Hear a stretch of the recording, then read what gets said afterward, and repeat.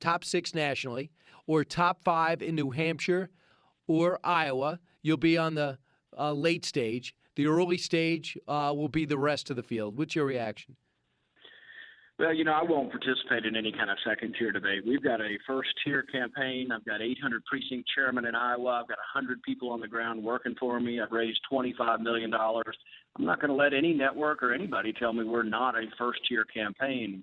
If you tell a campaign with 3 weeks to go that they're in the second tier, you destroy the campaign. This isn't the job of the media to pick who wins.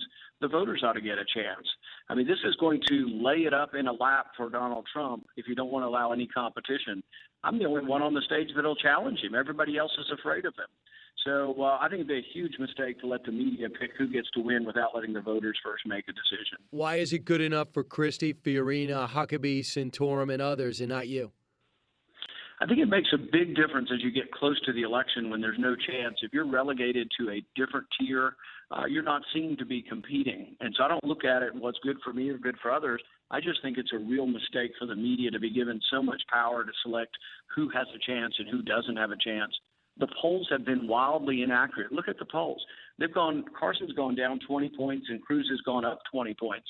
Do you think really the polls are that accurate that people are changing their mind by 20 points? We had a poll in for the governor's race in Kentucky just recently.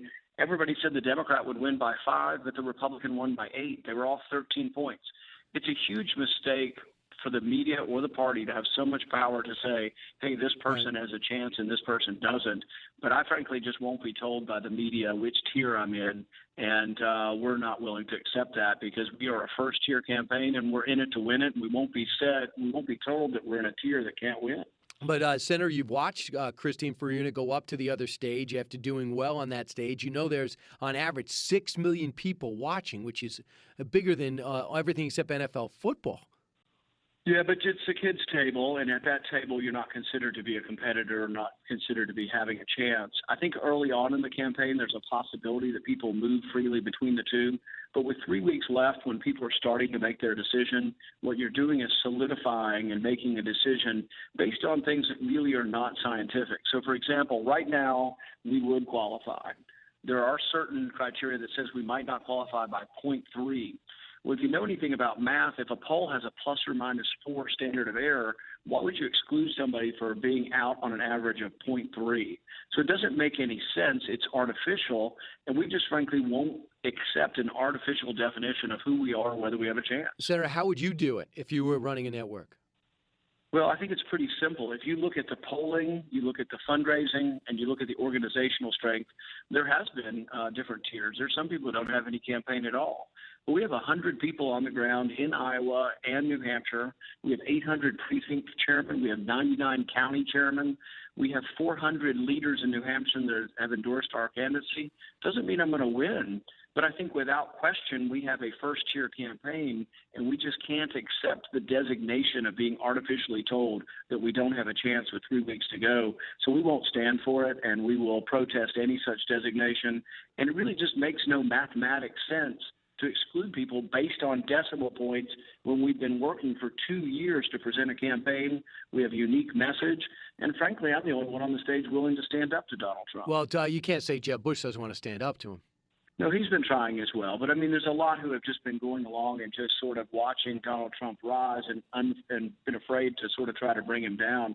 I don't know. I think that there's an argument to be made for there are 9 significant campaigns out there. That's who was on the stage last time. You know, I've beaten Jeb Bush in half of the last 4 national polls. Are people going to exclude Jeb Bush from the stage who's raised $100 million? That would be crazy. But they are. They would if he doesn't make it. I mean. Well, it's an artificial distinction, and I think that would be wrong because then that would be the media and people pre-deciding the election.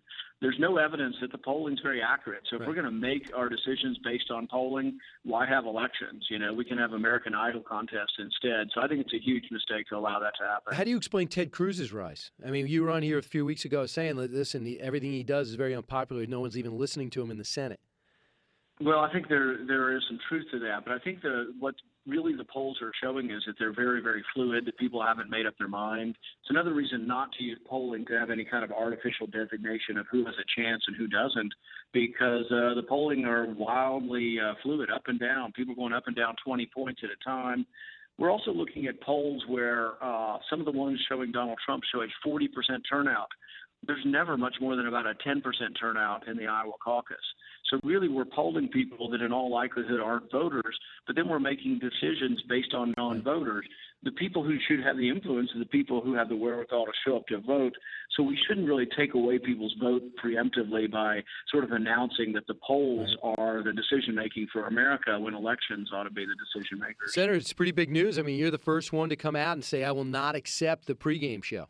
So yeah, I'm not going to. I mean, I can't be, because the thing is that means that someone's assigning you a tier and showing that you have no chance with 3 weeks to go. It's too much power for the media to have. It's too much power for the party to have as well. And that's what you told them last time when they withheld, CNN withheld their main show, their main stage for an extra 2 hours. And the rumor was it was because Rand Paul was presenting his case and you won them over. Would you have not gone to the pre-show if they had not listened to you and done your math? Well, the thing is that we looked at the numbers and we made the argument that one, organizationally, two, raising a significant amount of money, and then three, the polling having standard of error that was much bigger than what separates the candidate. Those are the arguments we made. But the thing is I think we'll be very close to the criteria. There's a chance we make the criteria. But frankly, if we beat Chris Christie by 0.3 and he's excluded, as much as I disagree with him politically, I think that would be a mistake. The same way with Fiorina. There's no reason why people should be told that they have no chance with 3 weeks to go. People say, oh, you can come up and down from the undercard. With 3 weeks to go, it's devastating, and it tells voters that you don't have a chance. And I don't think anybody should have the power to basically destroy a campaign with 3 weeks to go. So we won't accept any kind of designation from a media that goes against what everything else as far as designating who is a real candidate and who isn't. And, you know, Senator Paul was talking to Rand Paul right now about the new debate criteria that would probably have 6 and 6, 6 on one stage, 6 on the other. Senator Paul, you know that the person who got the most airtime was Ted Cruz. He had 7 minutes and I think 55 seconds. So in 2 hours, we only got to hear, on average, the guy who talked the most, 7:55. You were probably maybe 5 or 6 minutes. Is that fair? Is that fair to the voter? I think actually the last debate was the best debate we've had of all of the debates. It was probably the most substantive debate on foreign policy that I've seen in maybe a decade in our country, because we've really truly talked about whether regime change, toppling Assad, toppling Gaddafi, toppling Hussein, whether or not that made the Middle East more stable, whether it made us safer.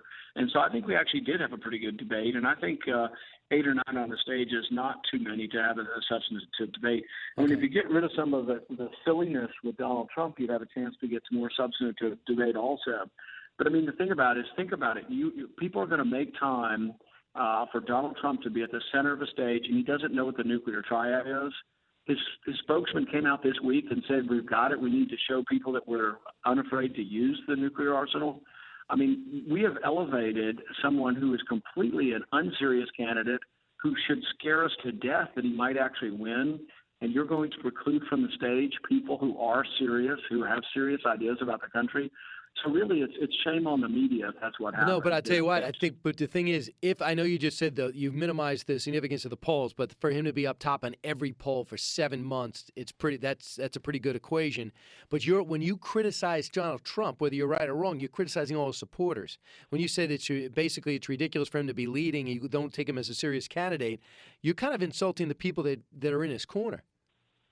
No, I'm insulting Donald Trump for what he stands for and hoping that people who might be leaning that way will listen and say, you know what, he's not a real conservative, a guy that wants to use eminent domain to take private property for his own businesses, that's not a conservative notion. A guy that's been for a single-payer health care system is not a conservative. A guy who's frankly been a progressive Democrat 65 of his 69 years.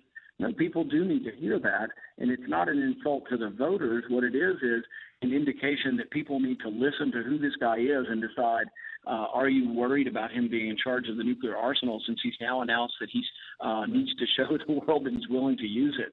So, no, I think these are all good debates to have, but the only way you have them is if you have equality before the election. If you pre-decide the election, I think that's terrible, and frankly, the media ought to look in the mirror and say, my goodness, do we want to decide the outcome of the election before the election? There's no hard and fast rule. There is no science. There is no math that says, oh, my goodness, we can only have 6 for the final 3 debates. I think after people, spending 2 years of their life campaigning, putting together an organization, raising millions and millions of dollars, it really is a disservice to the American voter to try to do something like this at the end. Well, Senator Paul, I had a whole bunch of things.